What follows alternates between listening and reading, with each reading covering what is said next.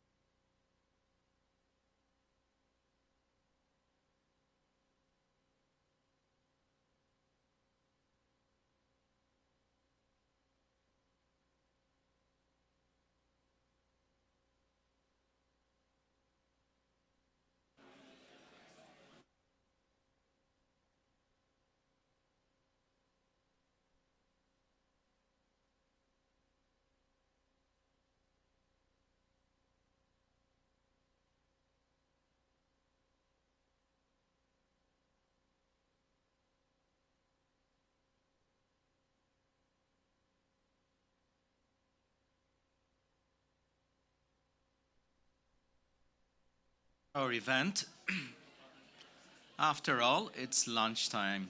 After lunchtime, that is, and I'm sure you all want to take a nap. It's day number 10, which means that on an average, we have attended 50 events on an average. So our patience is low. But thank you so much for coming to this event. And behind organizing this event, there has been a lot of work. I have received multiple times the run-off show, how we should organize the whole thing. And if Mahusi and Matt, if you're watching this, thank you so much for all your work. But I'm going to go slightly off script. And I hope this is all right with you. I'm going to start with three things. The first thing is I'm going to talk about a few numbers about nature-based solution. I'm going to then talk about the current supply of financing for nature-based solutions.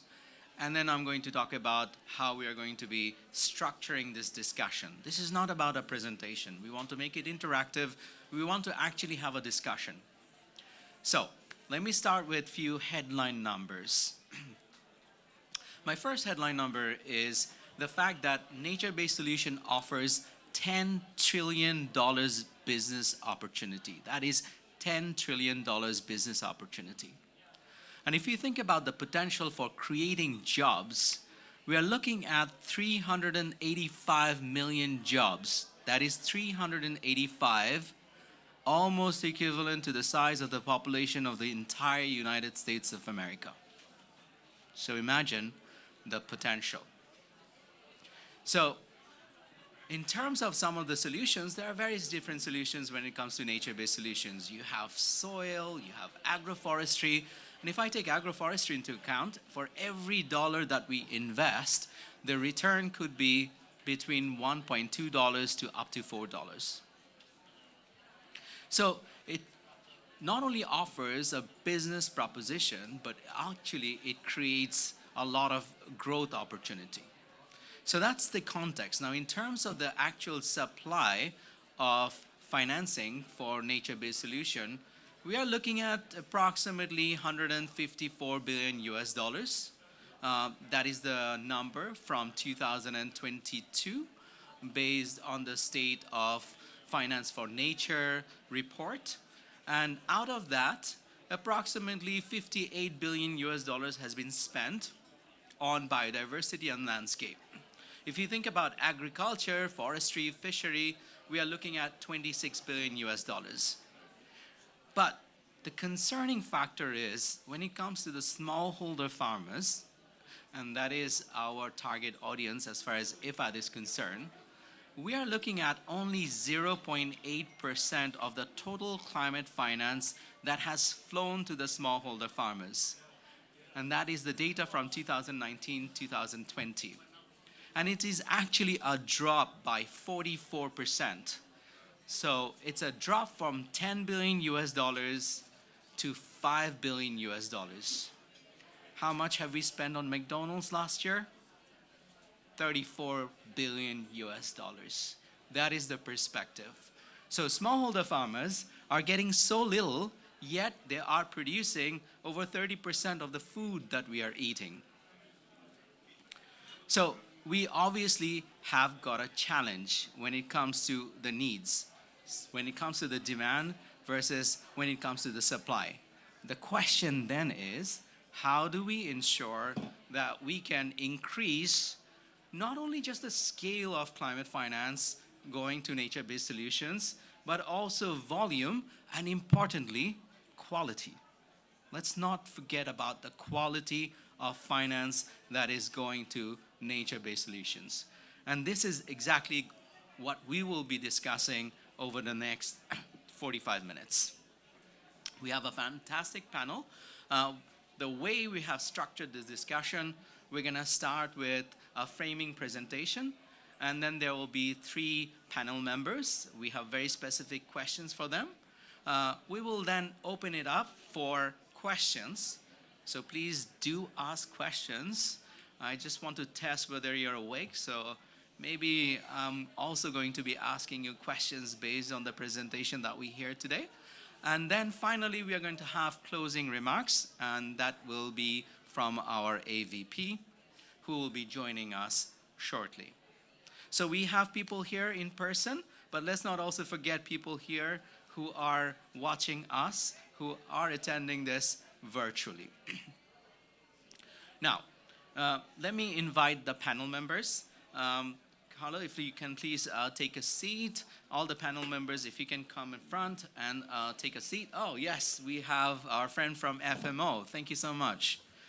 We were looking for you. No problem, no problem. Okay, so what I have decided is rather than me introducing the panel members, it would be better if you introduce yourself. And one of the reasons I'm doing it is because some of your last names are very difficult to pronounce. So I think it would be safer if you introduce yourself. So we're going to start with you. Please. Good afternoon. My name is Pieter Nel Bogart, like Humphrey Bogart, maybe that's easier. I'm from FMO, the Dutch Development Bank, and we finance renewable energy and local banks and agriculture around the world in low and middle income countries.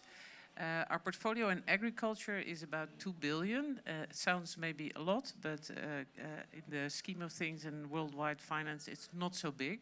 But what we try to do is find opportunities and businesses that are willing to include environment and social issues in their business model, basically. And transformation of the agricultural sector and including smallholders as well as community is a very important part of that. Thank you. Good afternoon. My name is Charles Dewa. I think it's easy to pronounce Dewa. I'm based in Zimbabwe, but I work across Africa with indigenous peoples markets, really trying to understand how do they work so that they are part of institutions that are very important, that are probably not really taken seriously. So I'll be saying a bit about that.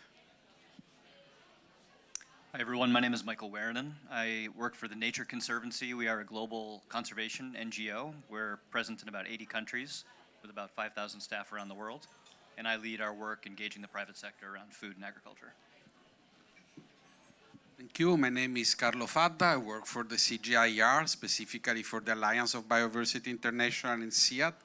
I lead an area called Biodiversity for Food and Agriculture and the Global Initiative on Nature-Positive Solutions for Sustainable Agriculture, which aligns very much to this. My background is on genetic diversity, agrobiodiversity, neglected species, but how this is the role that this can play in a kind of broader nature-based solutions and how they are important to address the multiple crises that we face. Fantastic, Carlo. So I'm not going to let you leave. We're going to start with your framing presentation, if that's okay. Thank you. Great. You can come to the podium or you can also speak from the seat. Thank you.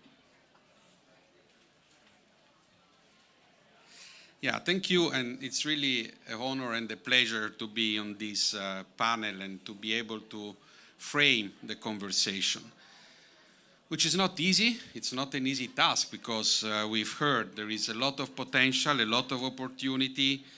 For many years, government, businesses, scientists, civil society are calling for more nature-based actions to address the climate and the biodiversity crisis. And yet it's not happening, or it's not happening at the speed that we want to see. And it's not just about halting or reversing the damage of the natural world, but it's also about regenerate and restore what has been already degraded, which in a way or another represent about 40% of arable land, to go back to numbers. And that 40% is a lot. We also know that agriculture is responsible for the production of about 1/3 of all the greenhouse gas, which is, if you ask me, a little bit ridiculous because the climate change is so affecting so heavily and so badly agriculture, and yet is largely a self-inflicted crisis. But there is the good news. I mean, because it's so important and it's so relevant in generating the crisis, it's also an important part potentially of the solution. And largely, in my view, untapped. So the potential of food system to reduce greenhouse gas emission, the potential of food system to reduce biodiversity loss, the potential of food system to reduce land degradation, deforestation, you name it, malnutrition, it's enormous. And all of these are interconnected. We cannot think, oh, let's go out and address the biodiversity crisis and let's see how food system can do that. Because you address one part of it, and the climate, the biodiversity, the food, they need to be tackled as a single undertaking. It cannot be taken separate. I would like also to present, because you mentioned about the money, and surely the European Union has money, the definition of nature-based solution on the European side. These are solutions that are inspired and supported by nature, which are cost-effective, which simultaneously provide environmental, social, and economic benefits, and help build resilience.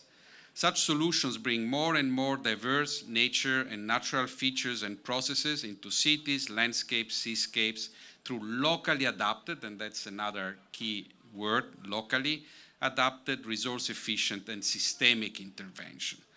And it calls a little bit to what I was saying before. We cannot take them individually. They need to be taken systemically. There are good signs. A few days ago, 134 countries signed the COP28 Declaration on Sustainable Agriculture, Resilient Food System, and Climate Action.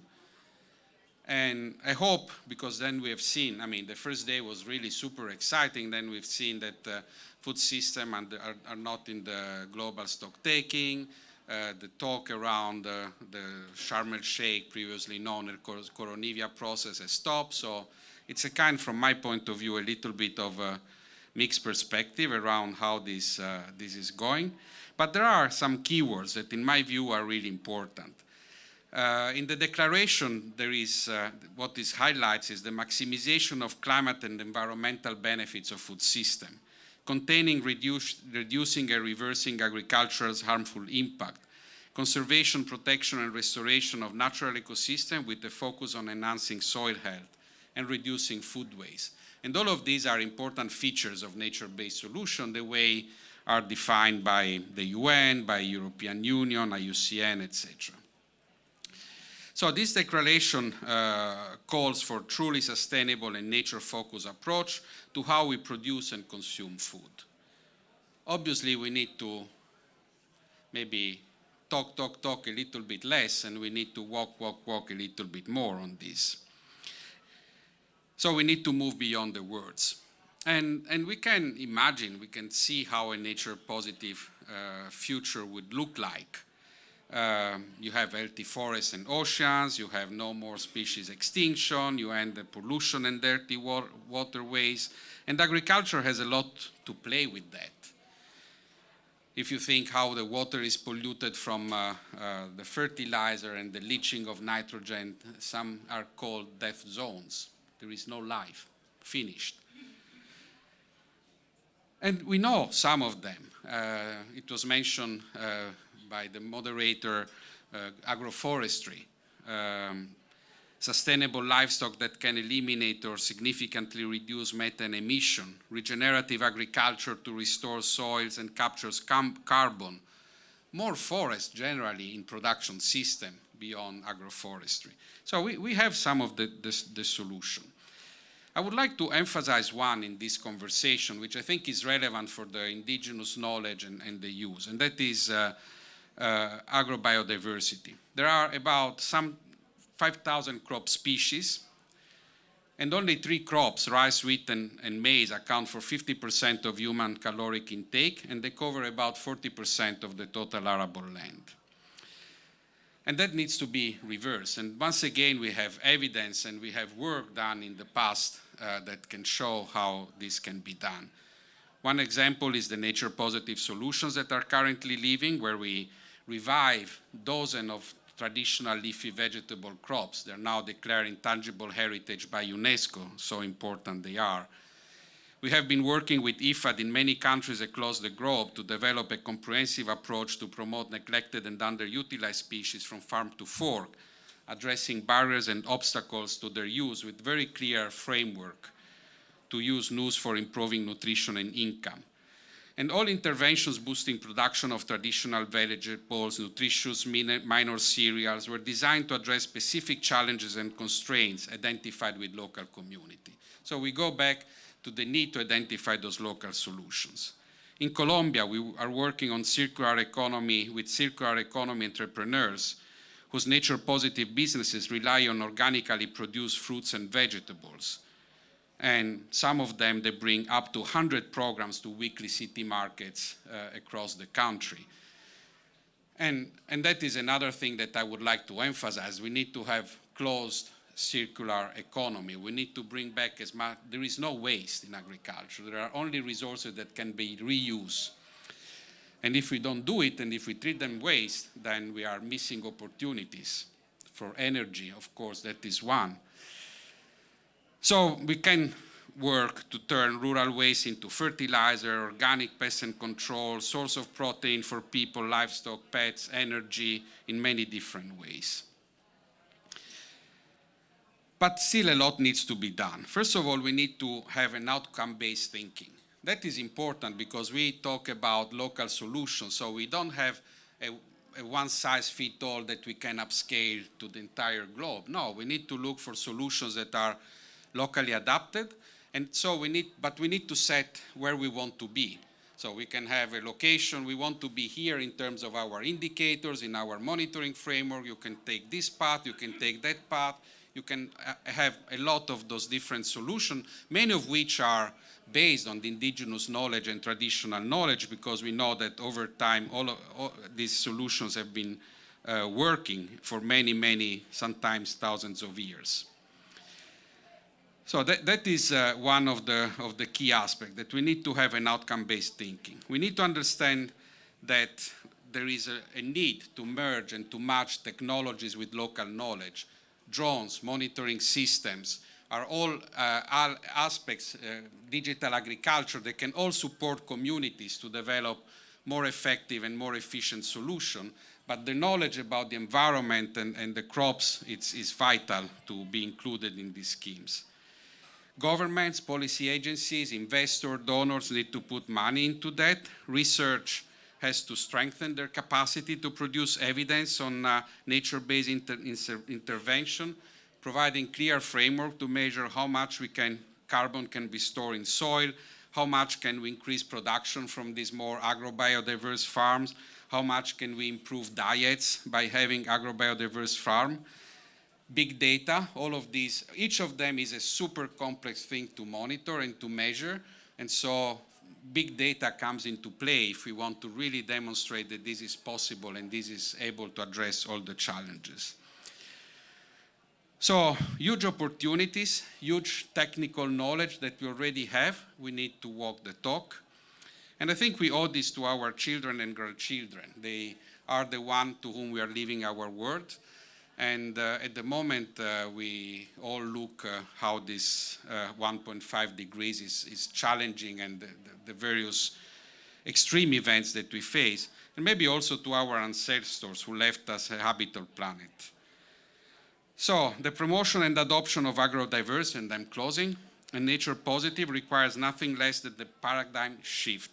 We need to rethink, redesign food system, the markets and the institutions that are embedded into markets, the incentives mechanism, reversing damaging incentives, those that damage nature, our diets and our cultural norms. And maybe as a representative, I think, of the Western world, let me say, I think especially Western consumers should rethink their behavioral and consuming patterns. Thank you so much.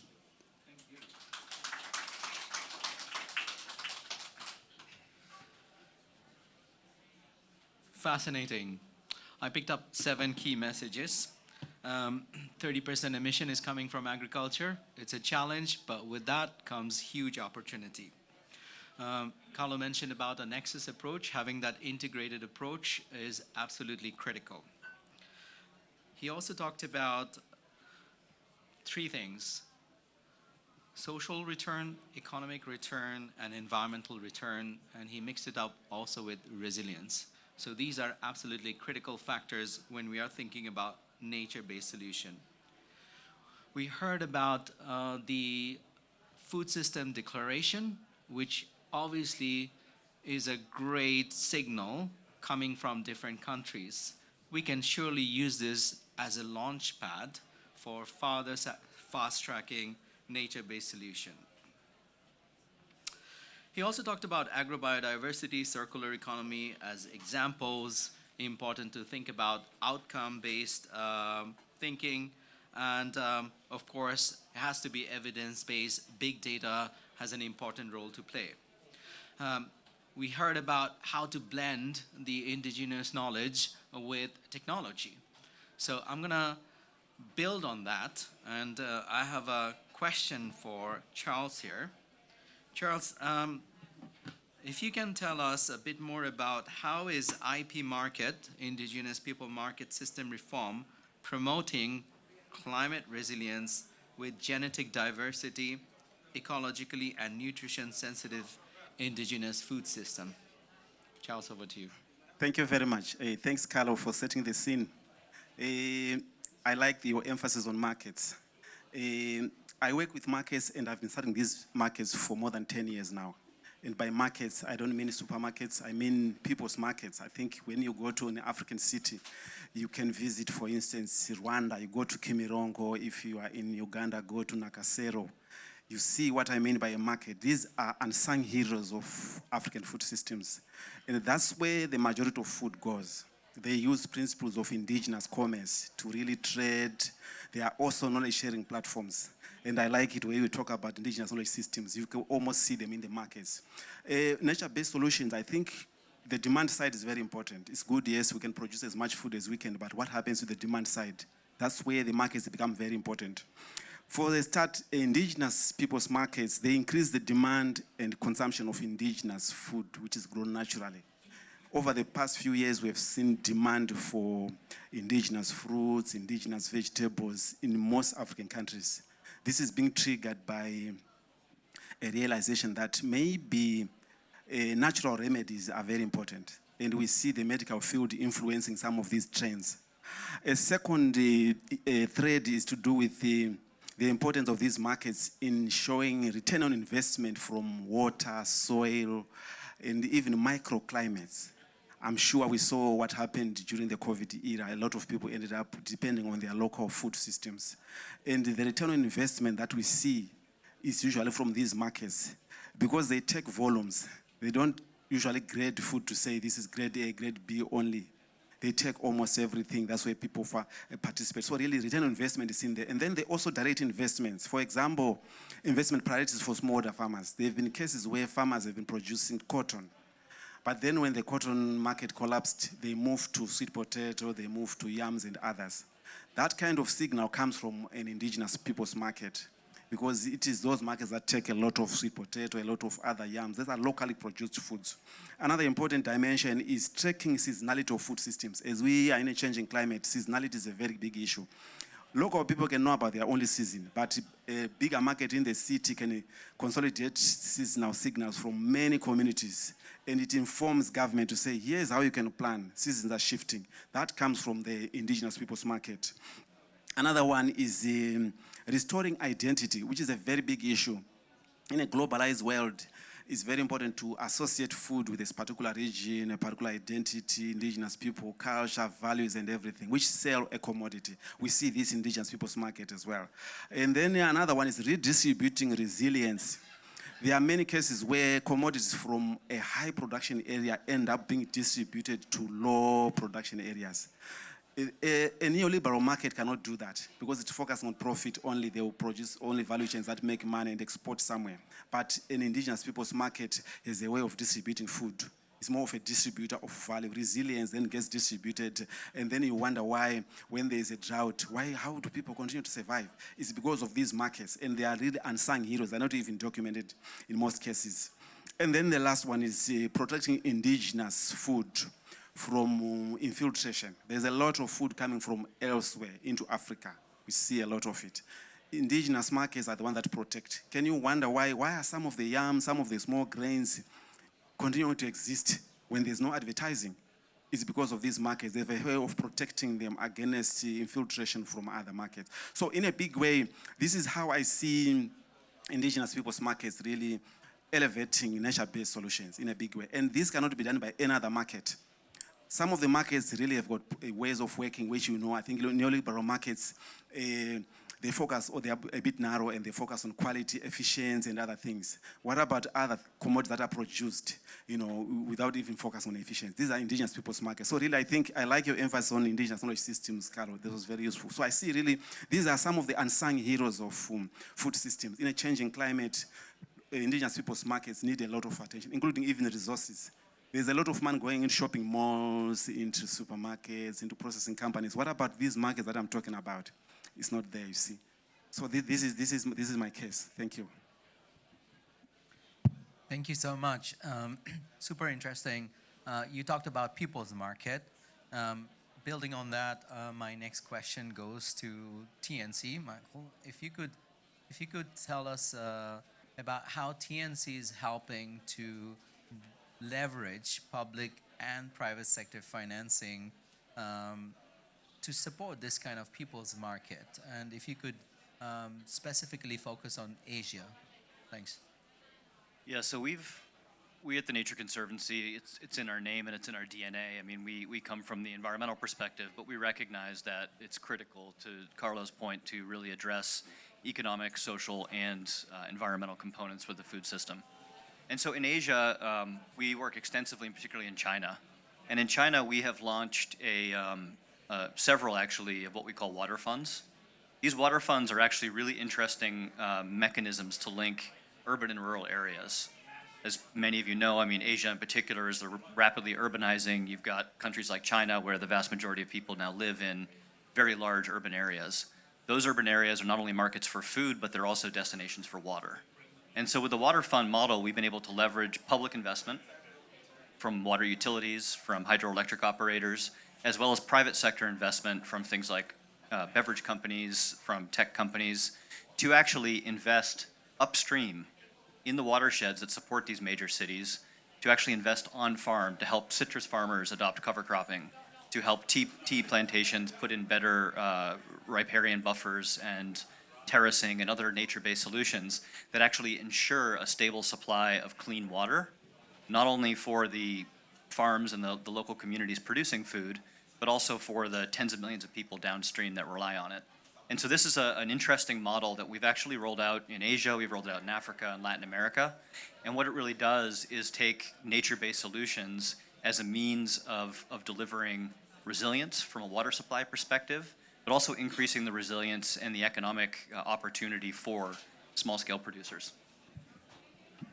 That sounds interesting, and it reminds me of the water fund in the Upper Tana in Kenya. So it's almost feels like it's a scale up, because Upper Tana has been so successful that we are now looking into scaling this up in other regions, of course, making it very context specific. My last panel member, like your last name, the first name is also slightly difficult for me to pronounce.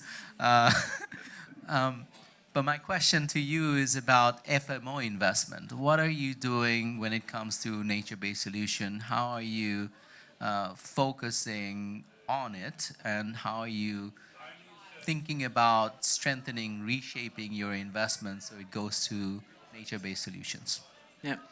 Our model was initially established to finance private sector to find companies in the countries that we operate in to promote and to support economic development. That was the original goal. But over the years, obviously, different problems have arisen, in particular, of course, climate. So we are trying to we are still focused on the private sector. We still look for companies, so we're looking for business models first. But business models, like I said earlier, that integrate the environmental and the social aspect.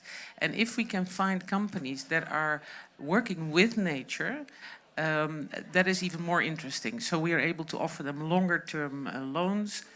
We unfortunately cannot subsidize the interest because we cannot, for all sorts of reasons.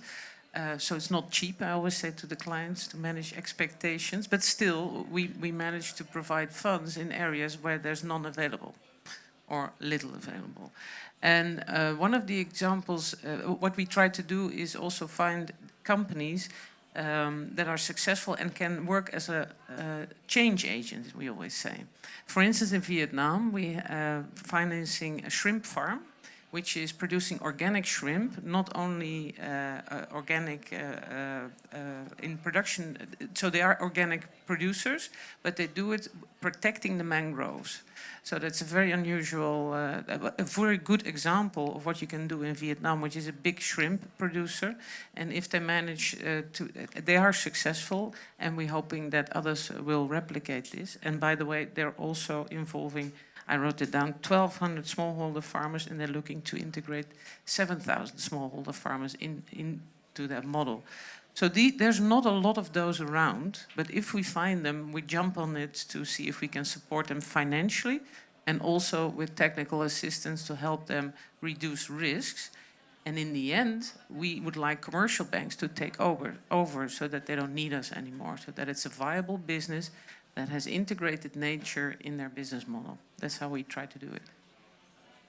Fascinating. So it's essentially kind of a marriage between, I would say, nature, people, species, and that's how you're building the business model.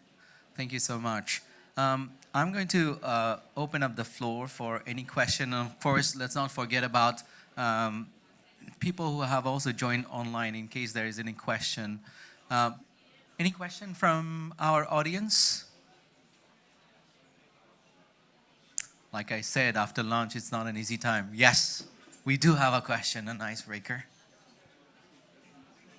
Thank you so much for the panelists, and thank you so much for all those wonderful information. I would like to have a question for this lady.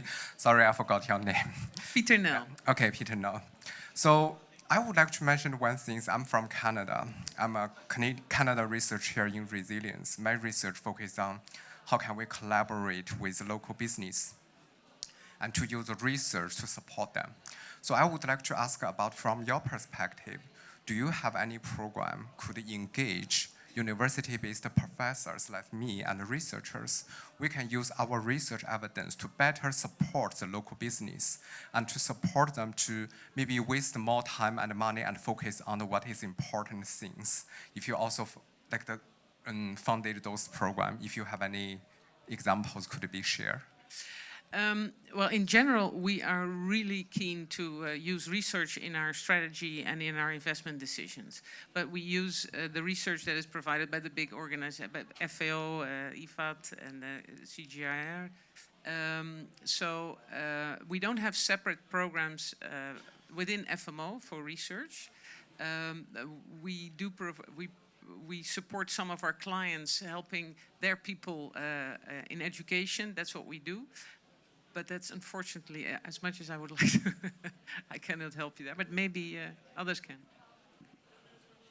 So we are founder members of the Science for Nature and People Partnership, which is essentially a program to fund collections of researchers to come together around a discrete applied problem and basically produce kind of rapid research products. And that's been really effective in allowing, it's not going to fund novel, innovative research, but when you need to synthesize and really and take the disparate literature from across the academy and turn it into a product that businesses or NGOs or government can use, that's a model that we've found is quite effective. And so that's, I can guess, one example of where we found investing in academic research synthesis is actually a means of creating products that get much wider adoption than they might as an individual published peer-reviewed paper.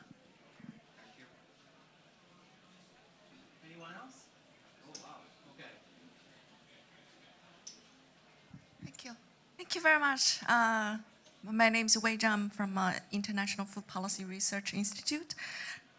Michael, I actually had the pleasure of visiting one of your waterfront sites, Qingshan Village in Zhejiang, near Hangzhou.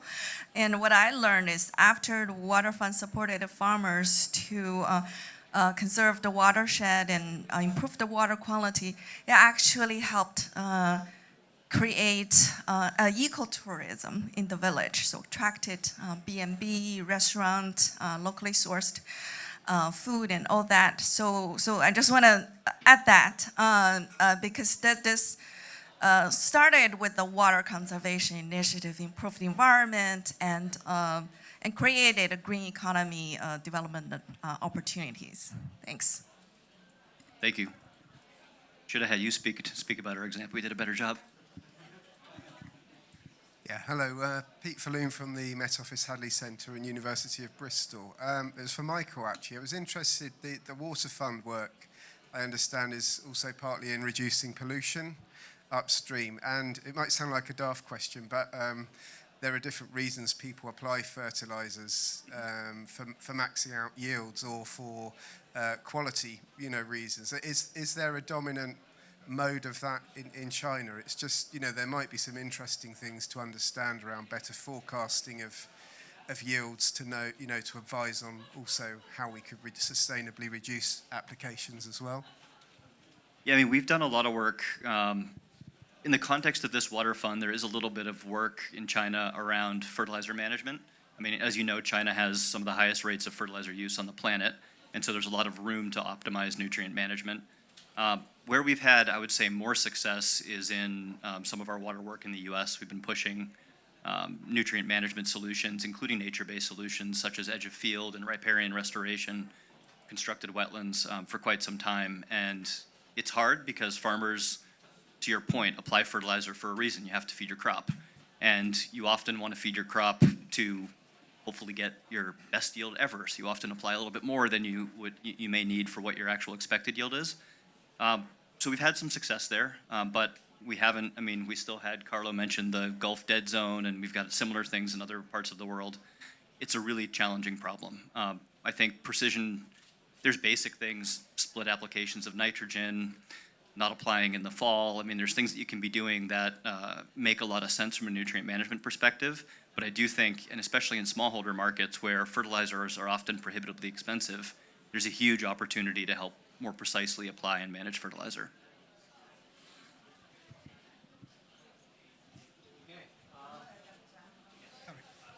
Syed Azamali from Crops for the Future. I just wanted to come back to Carlo's original comment. This current model is 4 or 5 mainstream crops grown as monocultures, and we know that. It's a very simple model, and everyone understands the word green revolution. When you say that, people understand that's the current vision, if you like, of how we've got to our current food system. But I just wondered what you thought about terminology outside this room when you talk about nature-based, agroecological, regenerative, climate smart. Are they all distinctly different, or can we actually coalesce around a term that actually talks about, what's the difference between nature-based and agroecological? And are they barriers, or are they levers to have all these different terms, essentially for very much the same thing?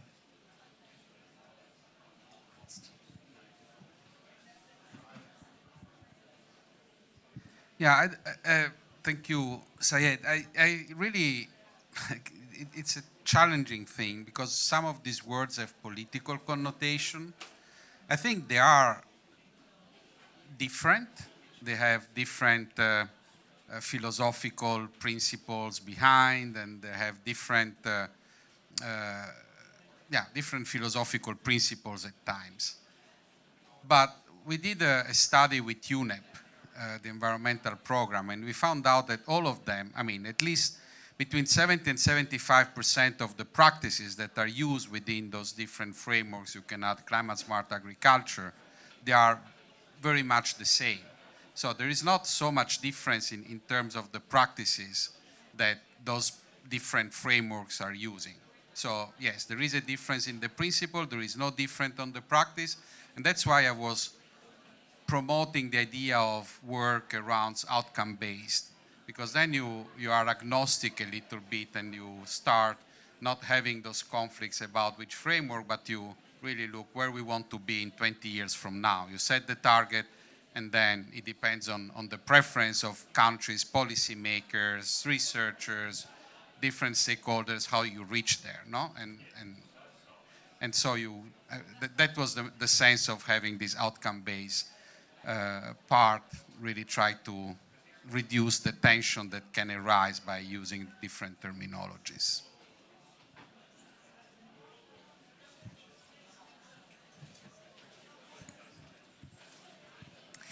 Hello, this is Anna Salminen. I'm from Minister of Agriculture and Forestry in Finland, part of our European Union negotiation team on agriculture.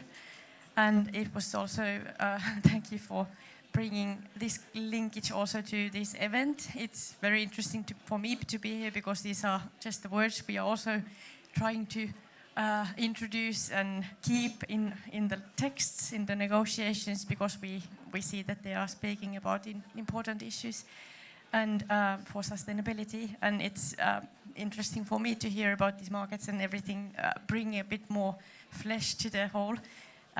There's a lot to learn.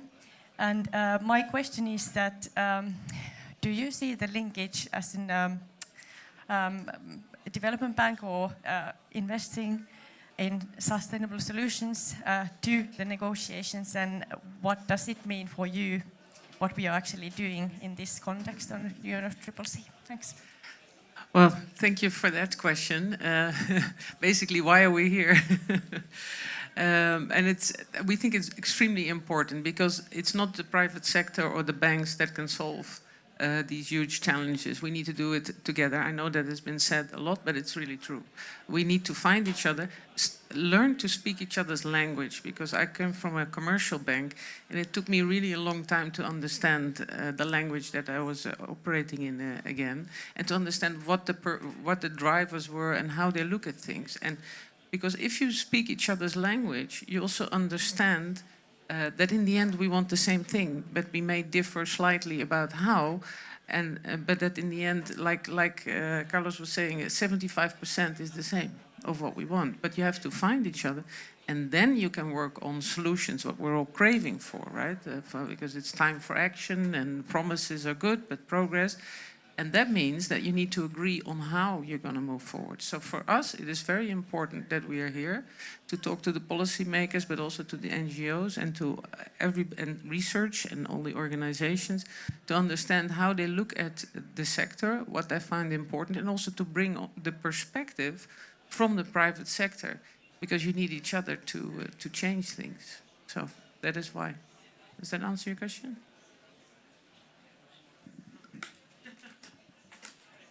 Yes, because we have a lot of discussion on what it actually means when we talk about implementation on climate action on this level, and how we understand it is that we're actually giving recommendations. So that's what we can do. We can give recommendations with these wordings we use, deciding what issues we discuss, what to finance maybe for somebody, and that is the message I've heard of World Bank, for example. But I was interesting to hear if it's the same for you. That do you read them as recommendations, what we actually speak here, and are able to together decide on that this is important, this would be important to increase actions on these kind of topics? I think that's an important point, and something to certainly reflect on. But given the time that we have, we need to close this question and answer session. And I need to give the floor to Jo Puri. She is our Associate Vice President in charge of Strategy and Knowledge at IFAD. Jo, when I gave the floor to the panel members here, I actually did not introduce them. I requested them to introduce themselves. It's a difference in the case for you, but when you take the podium, tell us something that we do not know about yourself. And after that, you can start your closing remarks.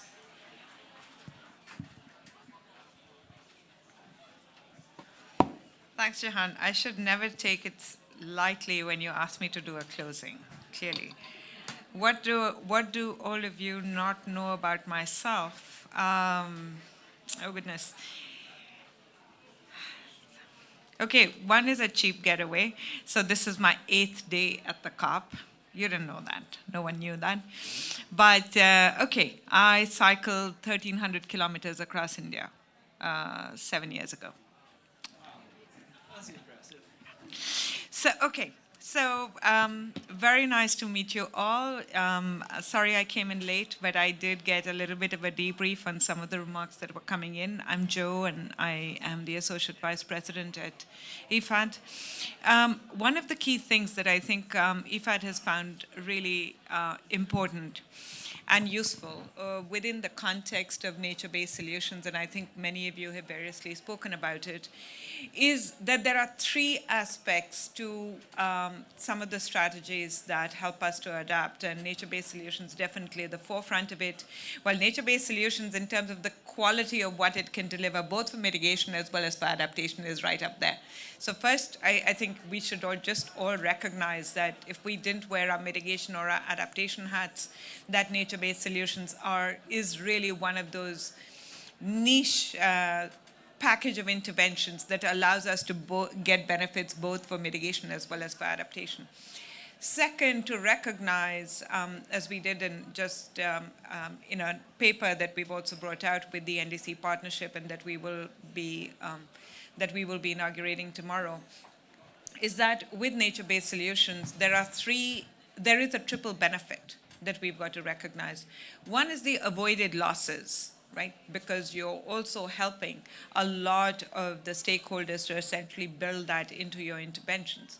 But the second is economic benefits, and whether it is with the peatlands work that IFAD is doing, where we are recognizing that there are benefits coming out just over and beyond the preservation of peatlands, or whether it is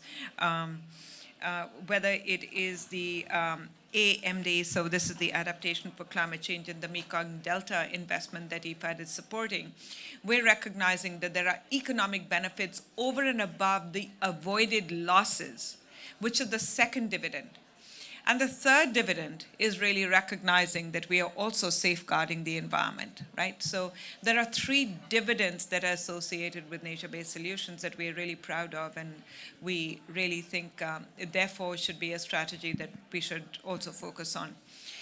I also heard with quite a bit of interest the commentary on, should it be agrobiodiversity, should it be agroecology, should it be nature-based solutions, should it be agroforestry, and what should we take forward? And thank you very much, Carlo, for also clarifying that 75% of your overall interventions are actually quite similar. And this is something that at IFAD we are very convinced of and we take very seriously.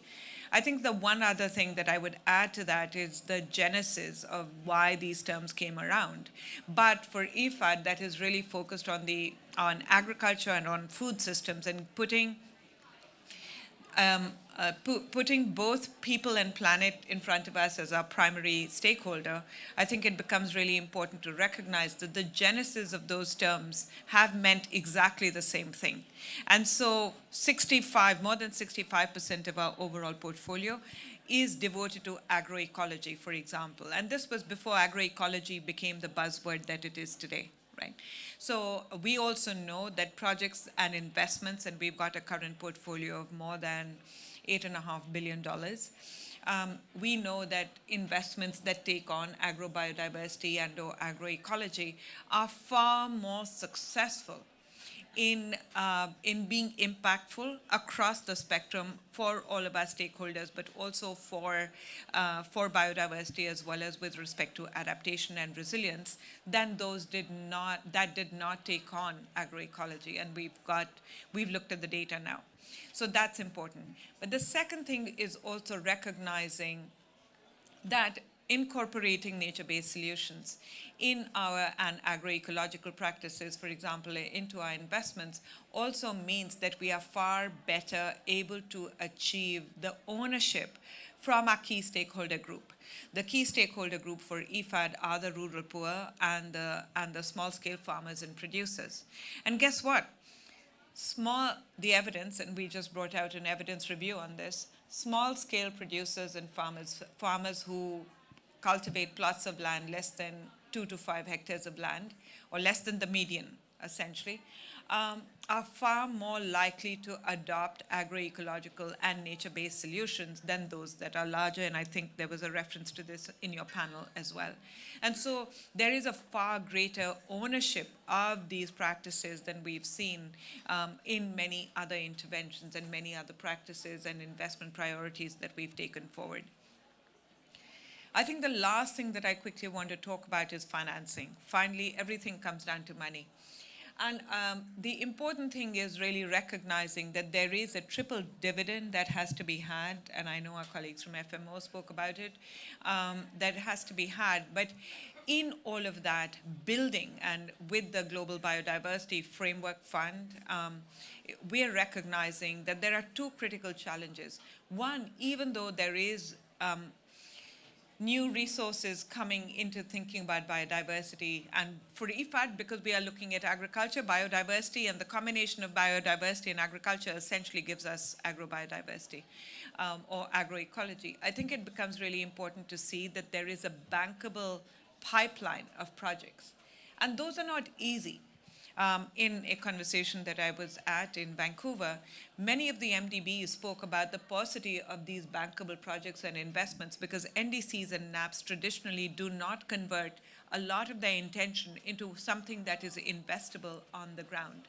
And so it becomes really important for public finance institutions such as IFAD, such as many others that are featured here, to also be able to convert those NDCs and NAPs into bankable projects and investment ideas and priorities. And that's something that IFAD is very proud to be taking forward.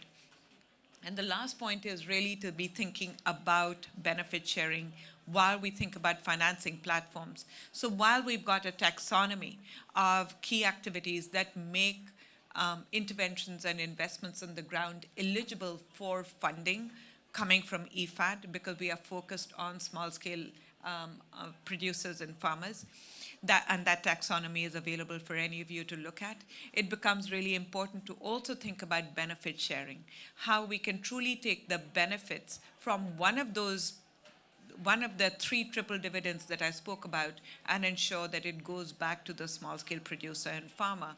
And in that context, we're also talking quite a lot about this idea of resilience monetization and resilience credits that I'm going to also invite all of you to think about with us. Thank you very much. Thank you, Jo. Jo mentioned about a strategy. So from 2026, we are going to be having one integrated strategy, which means that it's going to be climate, environment, biodiversity as one single strategy, meaning that these three topics have to swim in the same lane at the same pace using the same rhythm. I want to end with a question. How many of you have had coffee today?